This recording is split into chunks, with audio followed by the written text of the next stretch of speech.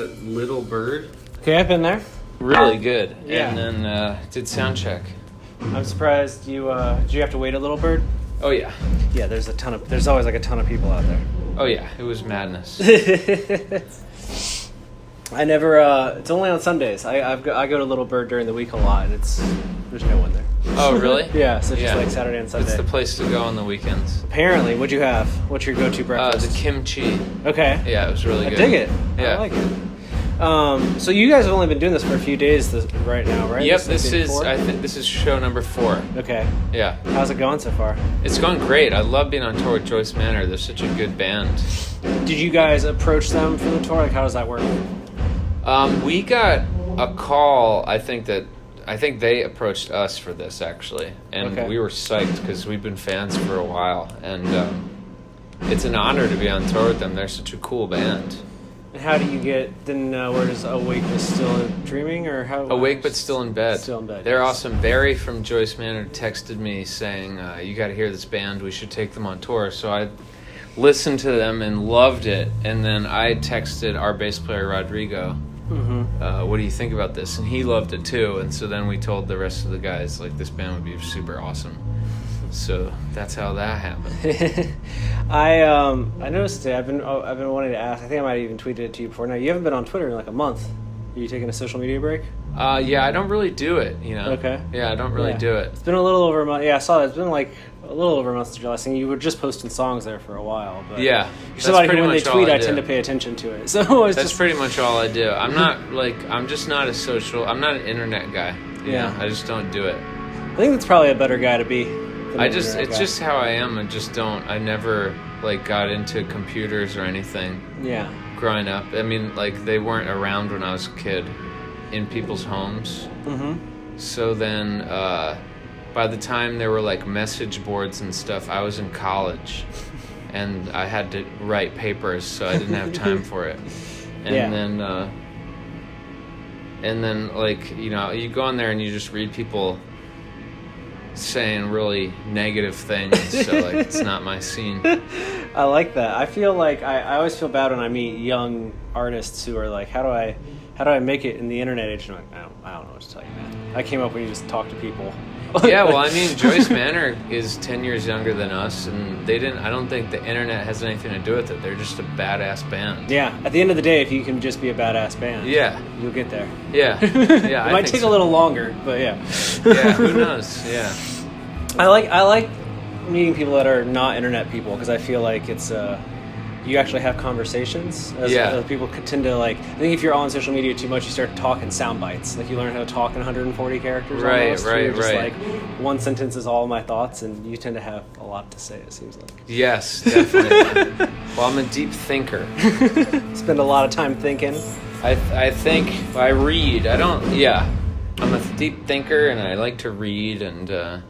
So I just like life itself, you know. Do you bring a big pile of books on tour? I do, yeah. I bring a huge pile of books, and then I buy more books on tour, so I have to like ship them home. Great, yeah. I bring an extra suitcase because I know I'm gonna get too many books. What are you reading right now? Right now, I'm reading a book called Shambhala, which is about like how to create sort of an enlightened society. It's a Tibetan idea of this like sort of mystical society that's like hidden somewhere in either in this realm or not. It might be mythical, who knows. But I'm also reading Carl Jung, a book about mysticism as well. Okay. And I just bought the Divine Comedy, so Dante's. Going real deep cuts. That's just pretty much that's my stuff. I've been obsessed with, this summer specifically, obsessed with books about like the death of the Midwest and Appalachia and all of that. So, oh yeah. So I've been in like the other angle of that, where it's more like how did society break, and it seems like you're in a lot of books that are like, how do we build a better society? Yeah, because it's, you know, we got to do something about it. Yeah, you can't just be like, well, what the? And people need a reason to live, you know. So yeah. I mean, that seems to be like what a lot of the books on things falling apart is about, is like people lose lose their lose meanings. purpose. And then you get snake oil salesmen of different varieties. You know? Opium. Yeah. Opiates. Literally snake oil in that case. Yeah. And then shit just falls apart, and then things like the internet. It's sad, you know, because people are such strange, beautiful creatures, but we're just having a tough time right now. Yeah. I think I'm obsessed with reading about it because I get to the point where I'm like, okay, well then what do we do? Right, exactly. And every book's like, I don't know. I just know why it's fucked. Oh, there's lots of books that know what to do. If you're just reading mainstream books, that might not have an answer. Fair. What would you tell people to read? I think it's important to focus on your mental health. So I think it's really important that people learn how to meditate and how to breathe and be calm and centered within yourself. Yeah. Because the world outside is a storm, you know, so you have to become calm, you know, or you are frantic and just panicked. And so it becomes fight or flight, and you can't access the deeper level of your brain, you know, where you can actually make decisions and think clearly. My partner is on she's a mindfulness coach, and she's on a week-long silent retreat right now in Oregon. That's awesome. It's her second one of the summer. That's so cool. And it was weird to me when we first met, and I was like, so you just disconnect entirely? Do you think you could do that? I mean, I try. I'll sit with her for like 30-minute meditation sometimes, and I don't know how you get to like that week where she's just like, oh, we're just silent. Oh, it's so badass. It's It is. awesome. It is like, it's a skill that I didn't know I would envy, and now I'm like, I don't know how It's you do cool because like just the moment is so powerful. Yeah. The moment is so full. You don't need anything. It's like all here, and it's this magical reality. Yeah. Constantly, all the time. It's the kind of thing where she's like moved to tears by the time it ends because she's like, I don't want to leave this place. Yeah, It's just peaceful now. Yeah, I cry every day. I do as well, but usually not from the meditation. Sometimes from the meditation. Yeah. But also, I find it's like gets your brain relaxed enough where you can finally think thoughts again. Yeah, You're exactly. Like, oh, shit, I'm creative still. You go to the or maybe more creative than you were before. Yeah. You start And to see you get things those the deeper, slower brain waves. Yeah. It's strange how that works, right? It's really cool. I mean, the rest of, I think normal brain waves are like shimmering water, you know, at the top of like a lake, and there's a lot of wind up there, and so the water's not very still. Yeah. You know, and there's books about meditation that say that that is like makes the reflection blurry, so you're not seeing clearly. Okay. Yeah, So if you let things settle, you can see more clearly. Yeah. Good. So I think learning about meditation is really important. There's a few books that I was given that really helped me when I really needed it, and one of them is called "Breathe, You're Alive" Okay. by Thich Nhat Hanh. All He's right. like a famous like monk dude, and that is just like techniques on paying attention to breathing, like counting your breath up to 10 and then starting over, stuff like that, or like breathing in, I'm aware that I'm feeling, fill in the blank, stuff like that. And then another book is called A Path with Heart by this guy Jack Kornfield.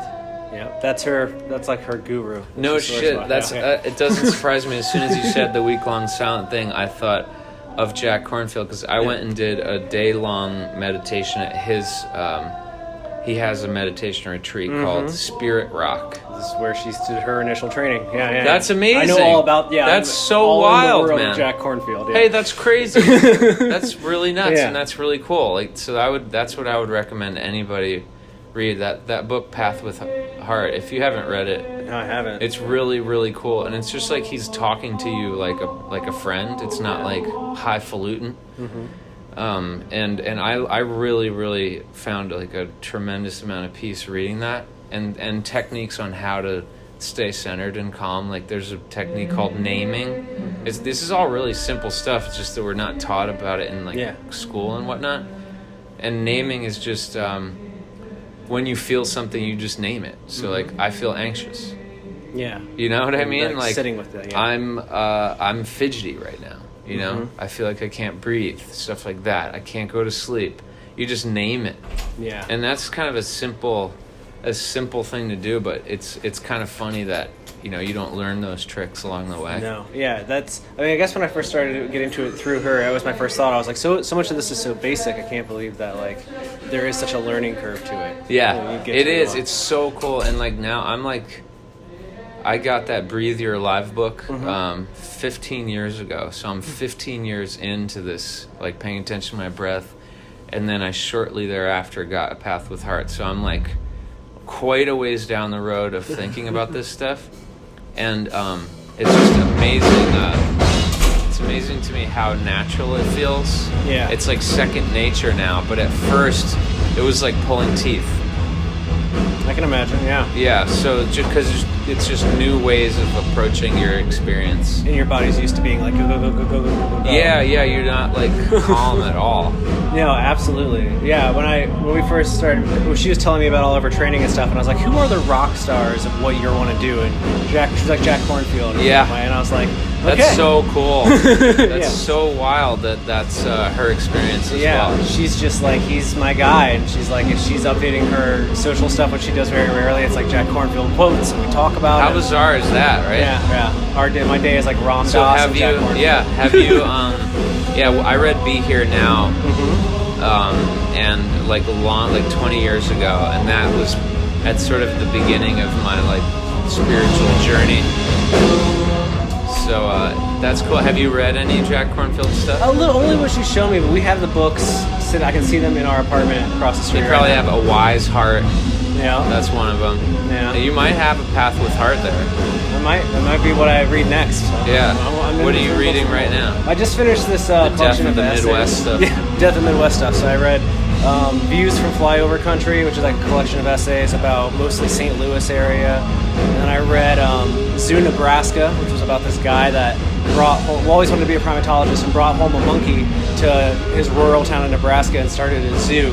But one day the monkeys get loose in the zoo and they have to put them down, and it kills the town all over again. Like, the zoo brought people to the town, and it was already kind of on the edge of defeat, and when the zoo breaks down, it all falls apart again, and now it's just like these dotted towns that are now nothingness, basically. Oh, wow. So it was crazy, because it starts with like the monkeys escaping, and then you go back to the beginning, but it is like, I'm kind of obsessed with that idea. I just have, spending a lot of time on the road myself, you just drive through so many like towns where you're like, what do you do here? Right, like, right. How do you keep people here? And Right, that's basically right, what all right. the books are like. It's like, how do we keep people anywhere? Yeah. And the idea that like like the internet has removed so many things from communities. Like, it's not about religion as much as that churches used to be like this anchor point of communities where everyone sees each other and knows each other and took care of each other.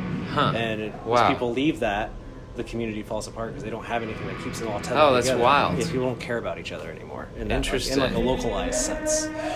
And it's like, well, and the internet never replaced it. You know what I mean? Right, we're connected digitally now. Yeah, and it's like way less, there's almost no physical element to it, so you just there's no closeness in your community. So you move to a major city, you're like physically forced to be physically close to one another, but in like small towns, like, you can live your whole life and never know your neighbors anymore. That's wild. Yeah. That's an interesting thought. And it's kind of like how do you put the genie back in the bottle? You know what I mean? Like we unleashed this thing that tore us all apart on the promise of giving us something better, but we never figured out what that I don't know if there was ever a promise. I mean, I think it was just an idea. It just happened. Yeah. I get obsessed with like old TV shows and books, anything that takes place before the dawn of the internet, mostly just because I'm like, people had to like work together and just figure things out. Yeah. You couldn't just Google the answer. There's some like relationship building and stuff that happens. They're still doing it. They're still doing it. It's still happening. Yeah. Just maybe on a I don't really buy into the idea that the world is like drastically different.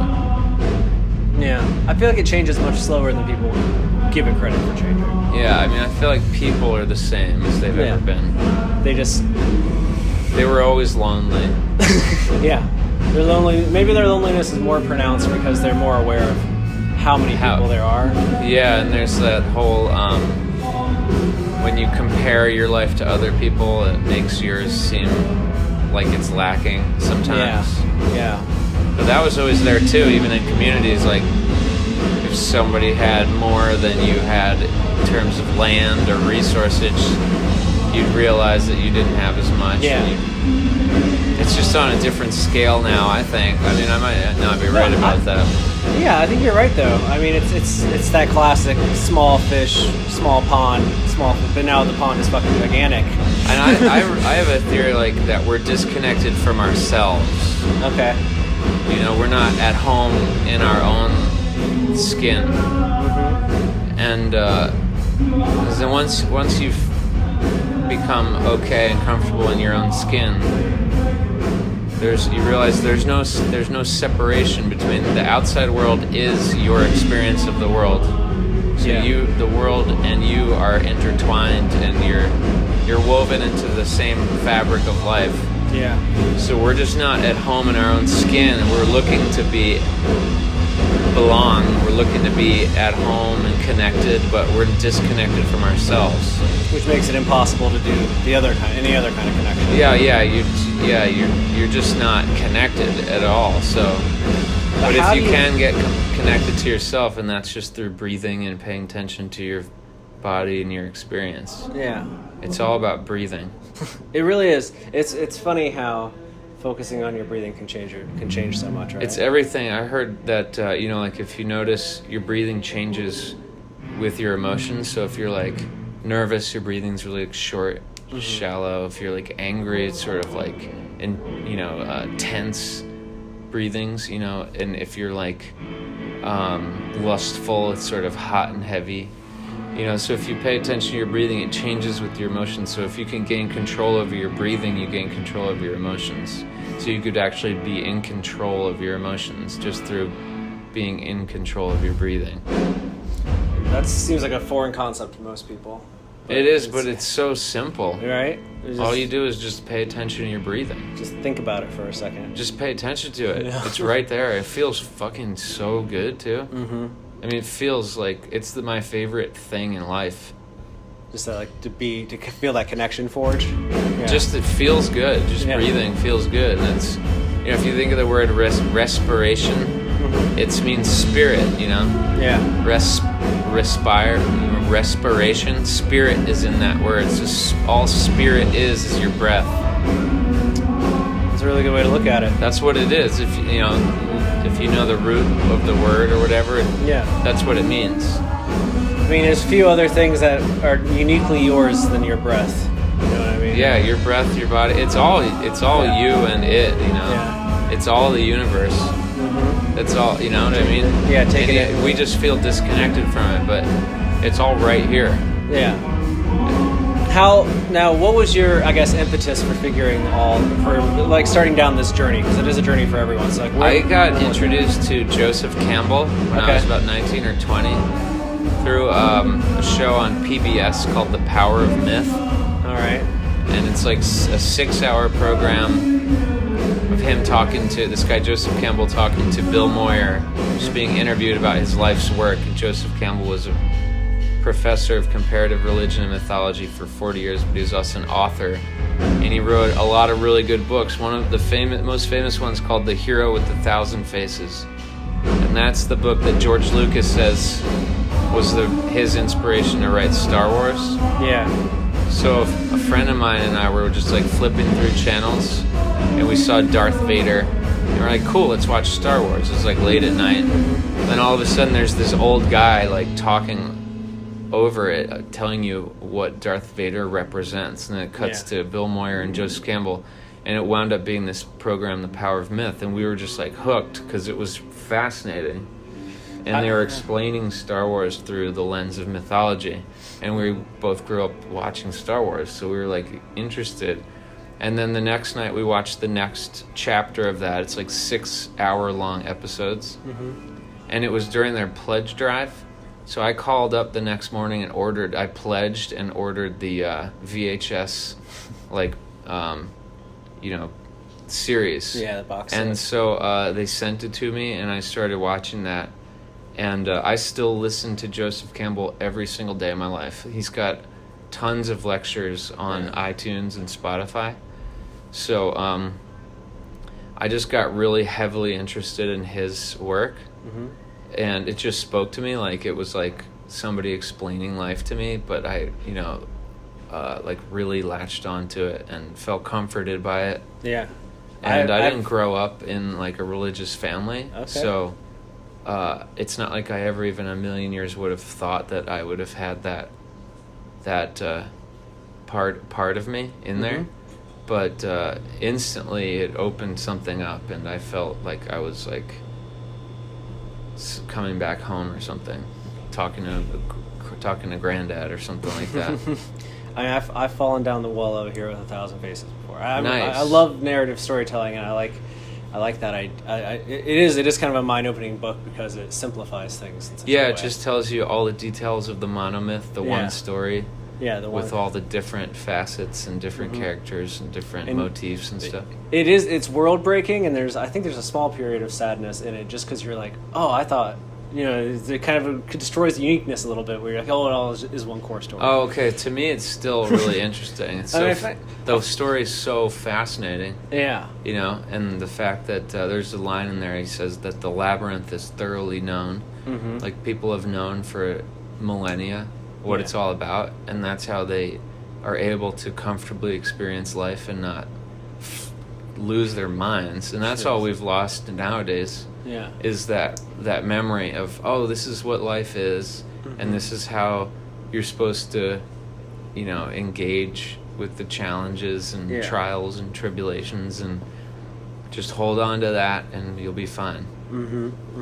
Yeah, I think people have this weird idea that it's supposed to be something else. And it's like, no, it's always been this way. The box changes. Yeah, you want to change it because it sucks. That's the first noble truth of Buddhism, is that life is suffering. Anything that you love is going to die. It's tough as hell. And then there's like on top of that the misery of the world and everything, and it's all unfair, and the power structure and blah blah blah. Yeah. It's always been that way. Yeah. I mean, I think it's cool to try to make it better. Yeah, it's absolutely. not like you want to accept like all this nonsense and pain and misery. That's not cool. Maybe that's part of the story as well, that it gives you a reason to work for something, to fight for something to do that is worthwhile, and so you have a sense of purpose. Out here in the cosmos, there's infinite time, endless time, and infinite space. It's got to be something to do. Yeah, you got to have some. I mean, if you're gonna do anything, you might as well do something to try to make it, infinitesimally a little bit. Yeah, and bring everybody back together. It's like reuniting a family. It's for a good cause. Yeah, that's what I spend a lot of my time thinking about as of late, is like the reunification of the, I guess, the creature family. That's it. Yeah, it's the reunification, because we like, your psyche gets tricked by the dualism. Yeah. Of the seemingly separate nature of things, but in reality, it's one. Universe means one song. Uni is one, and verse is song.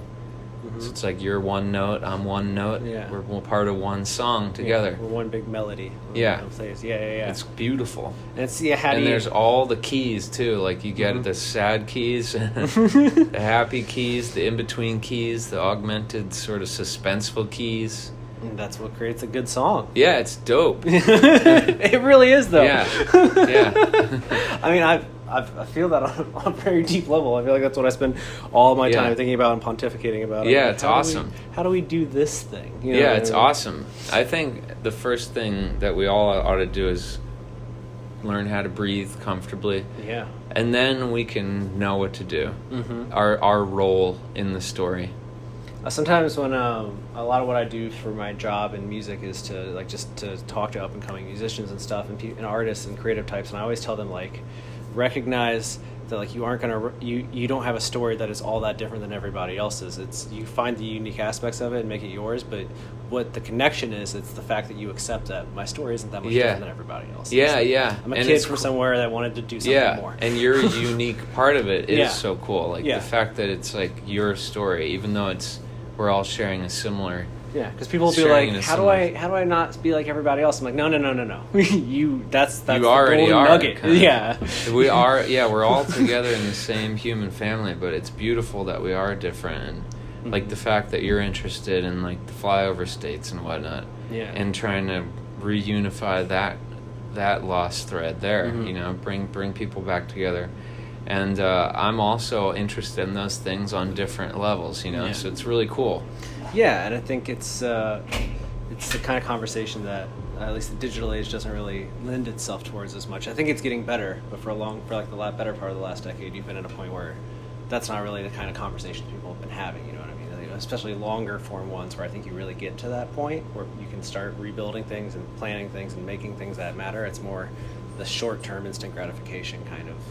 Yeah, because it's so searching. painful. People just want to make it go away. Just stop. Yeah. That's when my partner just came back from her last silent retreat. That was like a big discussion we had. She was like sitting there one day in the middle of like an hour-long session, and I just realized like, oh, I have been resisting dealing with shit and just thinking that was a solution to be like, I just won't process it and I will get there. And I was like, oh, no. You got to go through that shit. Like, I hate that. I hate it. But we all do it, right? We all like, there's an instinctual part of it that's like, maybe I won't do it. Maybe this time I can just put it on this shelf and we won't have to address it. Ignore the details. Yeah, and then you have like just a bunch of them. And you're like, they build up. Yeah. And then it's like, and then you have to sift through all of it. And yeah, like, it's the worst. It's like, shit, now I have years of work to do. Oh, yeah, I know. Oh, same. Yeah, same here. I was like, it's, you just don't know what to say to someone because they want you to be like, no, you don't have to, but you're like, yeah, I mean, you do have to. You gotta do this work. You gotta mow the lawn. Yeah, it sucks. Yeah, you gotta water the plants and mow the lawn, and you just gotta do the work. I'm sorry that you have more to do now because you waited so long. Taxes and whatnot. Yeah. I guess I do have to ask you something about music while we're sitting here. So they told me that I could talk to you about this. So when this tour wraps up, you guys are going to announce 20 years of Through Being Cool? Yes. Yes. Is that like the next thing after this is done? Yep, we're going to do a few shows on each coast. Okay. And we're re-releasing the album with a bunch of like B-sides and demos and stuff. All right. Is this from like your personal collection, or where are all these? There's actually a live session that we did for like a college punk radio station back in the day. Wow. And we play all like Through Being Cool songs and a couple songs from Can't Slow Down. It sounds really good. And then there is the cassette demo of like basement demos that me and the drummer made. And they, so it's taken right from a cassette tape, so it sounds like an old cassette tape. Great. But it's like the very first recordings of those songs. You kind of see how they began, and it's cool to me to see how they started as these like little recordings, and when you hear that compared to the album, it's kind of amazing how far they came out of the basement, and it turned into Through Being Cool, and it's cool to get to celebrate that record. It's a special record, and it sounds so good on vinyl. And those shows are going to be really, really fun. I kind of miss the way I feel like I've reached a point where I get nostalgic for the way demos sounded in like the 90s and the early 2000s before everything went digital. Yeah. And like you didn't know how a band's demo was going to sound because everyone was just figuring out how to record shit. Oh yeah, they sound like that. Like we didn't know how to record at all. So it's just like getting the ideas down. Yeah. But it's charming in a way just because we were just excited to be working on these songs. And then you get the full, like remastered studio version and a really good sounding live session. So there's 2 LPs. It's the one LP is just the album, and the second LP is 17 songs. Wow. Which is cool. Yeah. Yeah. That's, does it feel crazy to you that it's been 20 years, or does it feel like it's been 20 years? It kind of feels like 20 years, which is weird. Yeah. Other things don't feel like it's been that long, but it does feel like a long time ago. It's weird that it's 20 years because 20 years feels like it sounds like a really long time. Mm-hmm. And back then it's not like you ever thought that 20 years from now you never even thought about 20 years from now. Yeah. It's like thinking of 20 years from now. It seems like way in the future. Impossible to predict. Yeah, so now here we are on the other side of time, and it's surreal. Yeah. It's awesome. I mean, I feel that way a lot, and I feel like any musician that is still doing it, or even people working in the industry that I talk to, that's their general thing where they're like, some days it feels like it's been that long, and then other days it feels like last week. Yeah, definitely. like, I don't know, definitely. Because you fall into the groove of it all, and you're like, I don't know, just let the wave carry you for a while. Right. That's a good analogy. You're like 20 years out, and you're like, oh shit. Yeah, definitely. That's amazing. I think that's really exciting, and that's one of those records that people still talk about all the time. I remember when I was first starting to book shows and get into music, that was like that was what everyone talked about. That's so cool. The record that we talked about. That's so cool. I feel honored to be a part of that, and that's also so surreal. Yeah. And it's just so cool. I can't believe it, Well, it was like a moment. There was this moment where all these things happened, especially in that alternative world that we're now on the other side of in the same respect, where we can look back and be like, oh, these were like big moments for this community. Yeah, it's weird, It was like emo was like just starting to happen in a big way. Yeah. And but we were just like kids that were part of this like hardcore punk underground scene, and so that's cool too, that it was like right on the cusp of everything starting to really blow up. Yeah, and I remember, I'm definitely old enough to remember the first time you like hear people use the word emo, and you're like, is that me? Like, are you describing what I do? You're like, what is that? Totally. People start labeling you as something, you're like, wait, what? Yeah, right. I didn't even know that was a thing when we started doing this. It wasn't. Those are good days. That really dates you, though, because now it's like everyone knows that word, and everyone's parents know that word. Yeah, Billie Eilish is emo. Yeah, and then, but there was a day when we were all like, what? Yep. And we used to debate it. Yeah. We used to not be around. Do you think there are other albums that you want to celebrate 20 years of? I don't know. I mean, I guess so. I think all of them, like anytime they turn 20, it's pretty wild. The first album turned 20 last summer. And like we just didn't even realize it. I noticed that today. I looked up all the dates because I was just like, now I'm curious. Yeah, I think it'll be 21 years since that came out, like next week. So it would be cool. I think like we've been on so many labels that it's harder to do like re-releases and whatnot. This one is on Equal Vision, which is the label we're on now. So great folks. Yeah, they're the best. I love them. So it's a little easier to do some of those retrospective things, but I don't know. We'll see. I'm still waiting for the day when a band re-releases an album that maybe wasn't their biggest album, and just be like, maybe you'll get it now, like that kind of a reaction. Yeah, I mean, I definitely know. Like, it takes time. Like even like Pet Sounds, the Beach Boys record, that was like not a commercial or critically well-received album at the time. And now we talk about it. And then like 25 years later, everybody likes it. So. Yeah. I don't know. I think we'll get there. Yeah, I mean, I think I'm always been of the mind, like I always like the music, so I'm chilling. Well, I'm waiting for 2026 so we can do the Sound the Alarm 20-year conversation. Yeah, heck yeah, that sounds good. I still think the bass line in Shattered is one of the better bass lines. Oh yeah, thanks, man. That's a cool song. That's a cool song. I think that's a great record. I like all of them. I used to do this thing on Twitter sometimes where I'll do like my top 5 songs from a band, and they're usually pretty unintentionally, but they'll be like real controversial because I'll rarely pick singles. And I remember doing Saves the Day, and it had a lot of Sound the Alarm tracks, and people were like, "The fuck? What do you Sound the Alarm?" And I was like, "Yeah." Yeah, it's good. It's my version of In Reverie, how people treat that record, where I'm just like, "No, you guys missed it. This is the one." Yeah, I've always thought that was like just good training in being humble, Yeah, because it's really good music. Yeah. It's undeniable in my eyes. It's really good. So it's just good training, all that stuff. It's not like you can knock it out of the park in people's eyes every time. So that helped me, when I was younger, just to realize like, okay, as long as I like it, I'm proud of it. That's all that matters. Well, I think every creative person, you hit a point of some level of saturation where you're like, I can do this now. So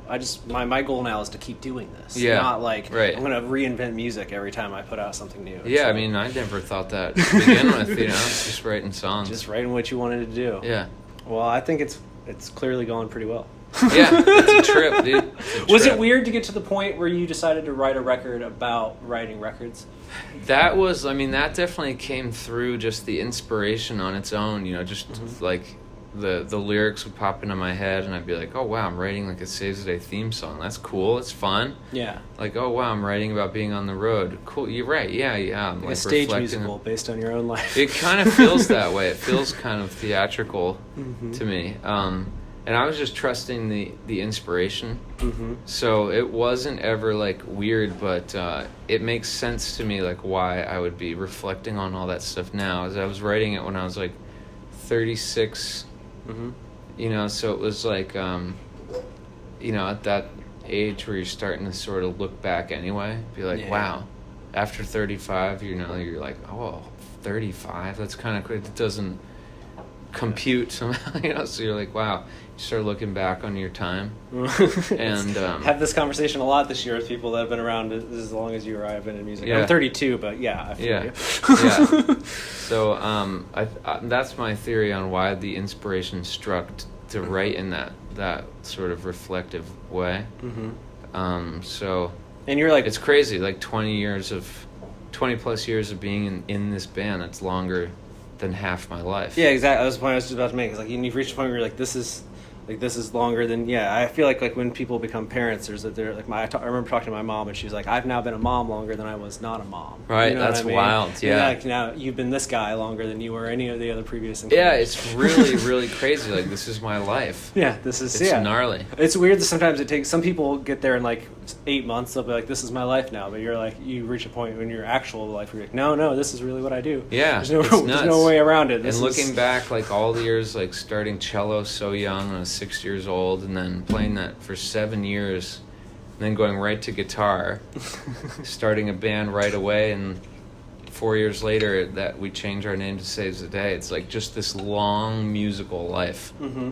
And sometimes in hindsight, you can see like, oh, this is the seed for that. And the seed Yeah, for that. exactly. And it all started in kindergarten or first grade. You know, when we had to pick an instrument, I liked the way the cello sounded. And then 7 years later, Jimmy Page is playing with the cello bow, and I'm like, that's so cool. And I get a guitar, teach myself Stairway to Heaven, and then that's how the band started. Just playing guitar. And so here I am a million years later. In music time, a million Yeah. years later. No, I mean, it's worked out, like I said. So Yeah, it's awesome, very dude. good It's place. a trip. And you seem happy about it. So. Oh, hell yeah. I can't believe it. I mean, sometimes I talk to my friends that are in their 30s or older in music, and sometimes you've probably met these people too. You get the sense where they're like, I don't know what else I do, man. Like this pays the bills, and Yeah. like, oh, I stopped doing this. What am I gonna do? Go Yeah. work in a factory, and you're like, Yeah, well, "Ah." I don't know if it pays the bills, but I really love doing it. Yes, that's also I love true. doing it. It's like I hope I still have health insurance next year. It's fine. I don't know. My cup already is overflowing, man. I'm just like to be alive. Yeah, but that's because you figured out how to breathe. You got all the basics. Yeah, well, I was always a happy person. Oh. Society is tricky. That's what made me emo. But Made you learn you were emo, basically, because people would start telling you. I wasn't emo to begin with. I was a happy kid. And then people. then people. Yeah. That could be a lot of books. I grew up on a summarized. farm, you know, as an only child with just animals and trees. Yeah, same. You know, Only and child, my animals, beautiful, trees. wonderful parents. So, like, I was a happy kid. The last song on our new album reflects back on that. It's a really long song called 29. Yeah. And it's basically like me reflecting on my entire life. And it's 7 songs in one song. It's 21 and a half minutes long. And the final part of that song is a section of the song called New Jersey. And that whole lyrical and musical part is about my parents. And just how, like, I just knew everything was good in life just because of them. Yeah. Like, I loved life from day one because of them. And growing up on that farm, and went back when you could see the Milky Way. I remember those days. Yeah, so I was always a happy kid. Are your parents still together? No, they divorced when I was 13. Okay. Right when I got the guitar. I was saying, So then right when the you got into the guitar. The guitar was like my home. Well, growing up as an only child, that makes sense. Sometimes I feel like only children gravitate towards each other without knowing it. Mhm, Like I yeah. realized that one day I realized that all my closest friends are only children Interesting. as well. Yeah, You just yeah, kinda it's a find each different other. kind of thing. It's a different kind of existential Loneliness. Yeah. It's a different kind of existential loneliness. That's Yeah. exactly how I describe it. It's like, no, we're lonely in a different way. Yeah. Where it's like, and it's not like there's a cohorts out there that share DNA that Right, you can right, turn right. to. It's like, no, it's Yep. just me floating through Yep, space. totally. When mom and dad go, I'm just me now. That's funny. Yeah, indeed. Well, I'm glad we can get on that same page. Yeah, cut yes. from the same cloth. The same cloth of existential loneliness. Yeah. Yeah. Yes. But it's a happy childhood. Yeah, it's man. happy up until you, and then the day, and then that clicks in your head, and you're like, oh yeah, I guess it is weird. Yeah. All right, man. Well, I think we got everything. Awesome. Well, I thank you appreciate so much. For talking to me. Yeah, absolutely. I like having a fun conversation.